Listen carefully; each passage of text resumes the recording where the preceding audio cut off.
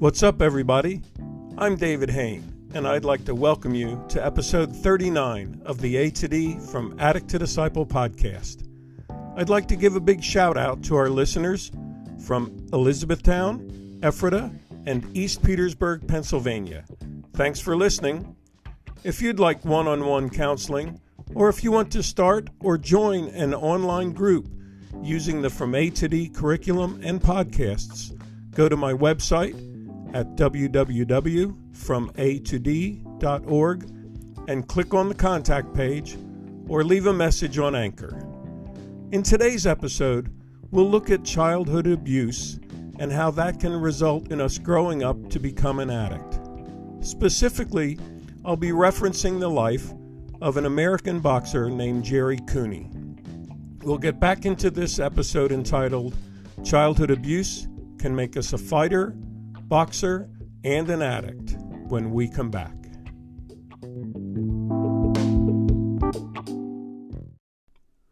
Welcome back to this episode entitled Childhood Abuse Can Make Us a Fighter, Boxer, or an Addict.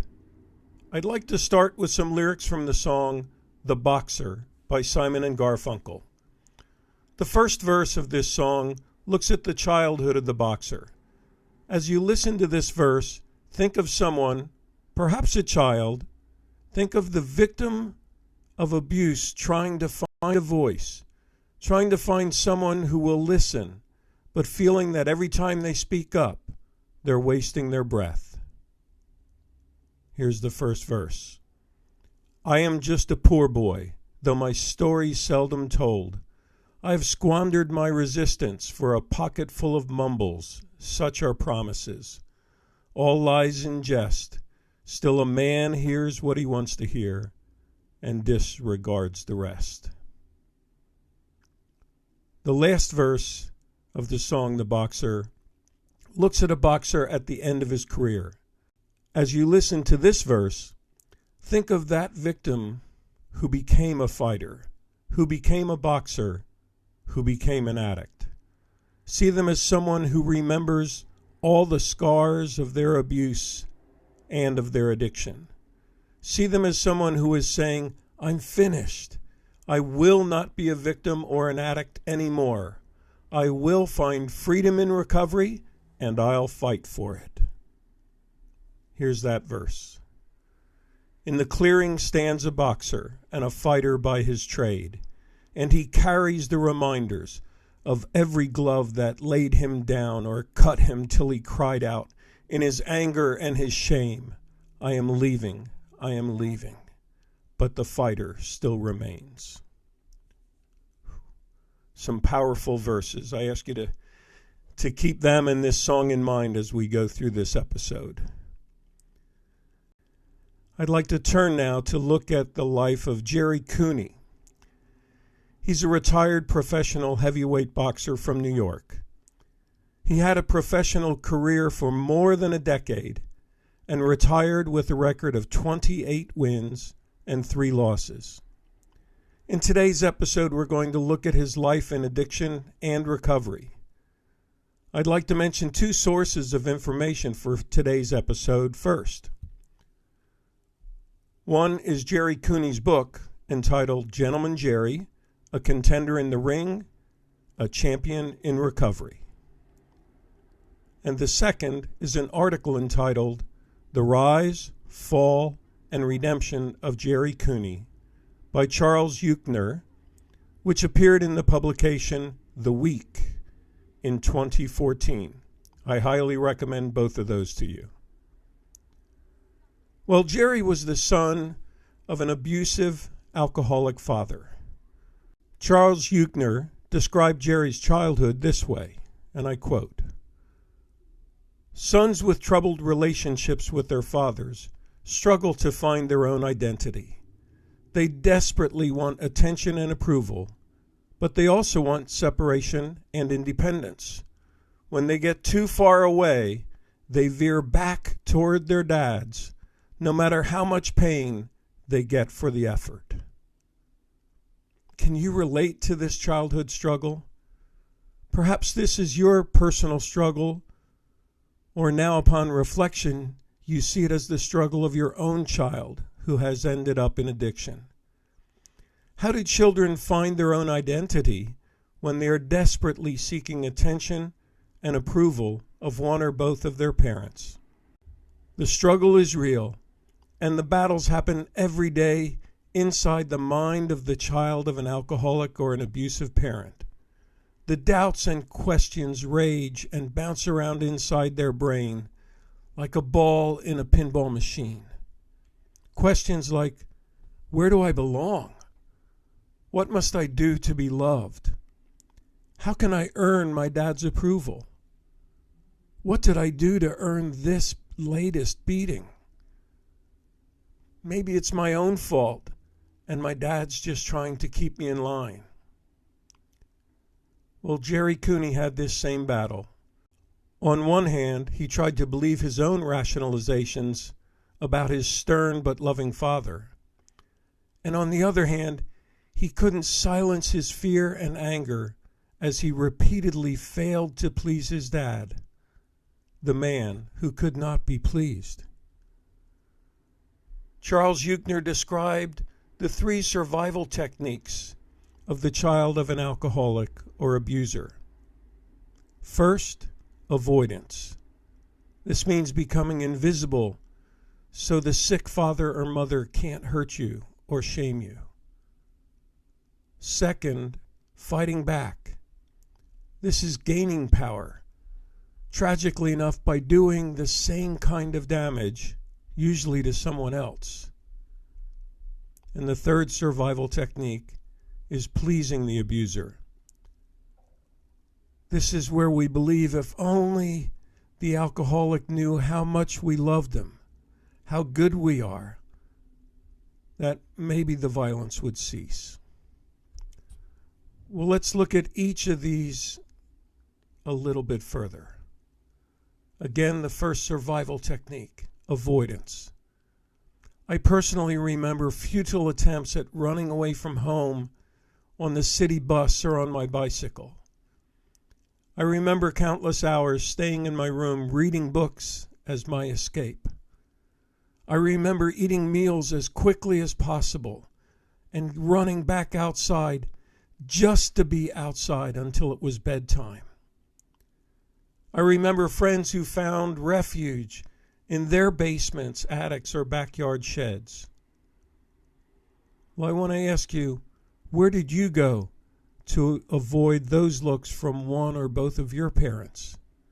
Where did you hide so you didn't have to hear the words like, you're no good, or you'll never amount to anything, or you're a failure, or how could you embarrass me and your mother like this? All those things fuel our avoidance to survive. The second survival technique is fighting back. What did you do to attempt to gain power? Did you become the neighborhood troublemaker? Did you become the class clown? Maybe you became the fighter at the playground or your school yard. I remember learning very young in life to hurt others before they hurt me. Perhaps you became the bully, or maybe you just found one victim who was afraid of you the way you were afraid of your dad. The third survival technique for the child of an alcoholic or abuser is pleasing the abuser. My dad owned a store, and I did whatever I could to help him in his store. I joined every sports team I could to try to make my parents proud of me. I studied hard and tried to get the best grades I could in order to win their approval. But I learned a hard lesson that no matter what I did, I was never going to be good enough. Well, Gerry Cooney went through all of those himself, and he became a boxer, and a good one. At the age of 25, Gerry Cooney's record as a professional boxer was 25 wins and no losses, and he had earned his shot at the heavyweight world title against Larry Holmes, the reigning champ. Well, Gerry lost by technical knockout in the 13th round, but that was just the start of the unraveling of not only his career, but also his life. You see, Gerry became an alcoholic and an addict. And now in recovery, Gerry Cooney has been quoted as saying, by the time you're 30 years old, you can be on a nowhere street if you're not careful. You see, that's what he found. By the time he was 30, he was on nowhere street. But fortunately, he spent the last few decades working with boxers, retired boxers, and addicts, helping them find the direction they need to find the help, the healing, and the lasting recovery that he found. His training regimen as a boxer was a good foundation for recovery. Gerry said, and I quote, "You have a small period of time when you can correct your career and become good at it. A lot of guys get distracted, which only hurts them. You must stay focused and work very hard at boxing." Do you hear the advice in that? You have a small window of opportunity when you're focused and you're ready to work hard at your recovery. And don't get distracted, because distracted will hurt you and will take you back to that nowhere street. So are you ready to become a boxer in recovery? Well, what does it take to become a boxer? Well, it takes hard work and dedication. You need to develop speed and agility and endurance and strength. You need to be in training. And specifically, I'd like to give you 5 things that I took from the Evolve MMA blog that we're talking about training to become an MMA fighter, but I'd like to turn them into training for recovery. Number 1, focus on technique, not power. Focusing on technique allows you to not waste your energy, and it allows you to make every move count. I want to urge you to make reminders for yourself as to why you want to change, and keep those reminders as your technique in working your change. Number 2, pick your spots. Make sure every move you make serves a purpose. Your choices will be driven by your attitudes, and it's up to you to have your attitudes driven by your core values. Don't always be in a reactive mood in your recovery.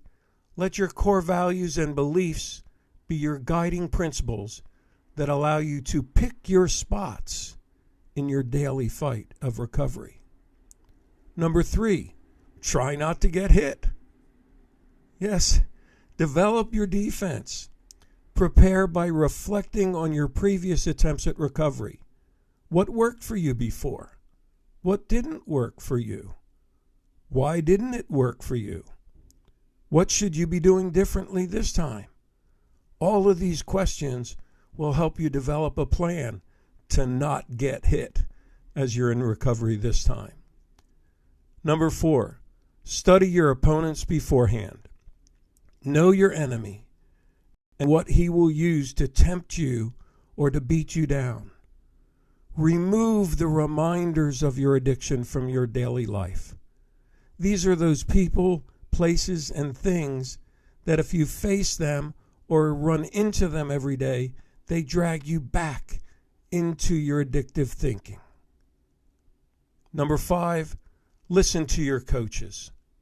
Be humble enough to listen to their wisdom and courageous enough to put it into practice. Don't try to do this thing alone. Whether your support person is a sponsor, a mentor, a counselor, a peer coach, or a friend from your recovery group, see them as your coach, as your trainer. They are in your corner, ready to share advice, wisdom, coaching, and a drink of water before you enter the next round of this fight. They are a fresh set of eyes who can make sure you're truly seeing yourself and your situation clearly and honestly. In closing, I want to encourage you to listen to those 2 verses from the Simon & Garfunkel The Boxer song again. If you're someone still trying to find your voice, I want to urge you to speak up. There are people out there who will listen and who will help. If you have no one you can think of, please leave me a message and I promise to respond. If you're the boxer in the last verse, I want to encourage you to follow the steps we have outlined a few minutes ago. Stay in training and stay connected to your support team.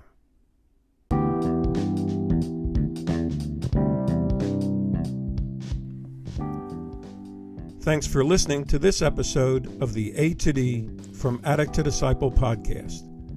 If you'd like to support our work with people caught in the snare of addiction, homelessness, or incarceration, click on the support link in this episode's description. Your donation of any amount could change a life. Tune in Monday for our next episode, and as always, stay safe and stay strong.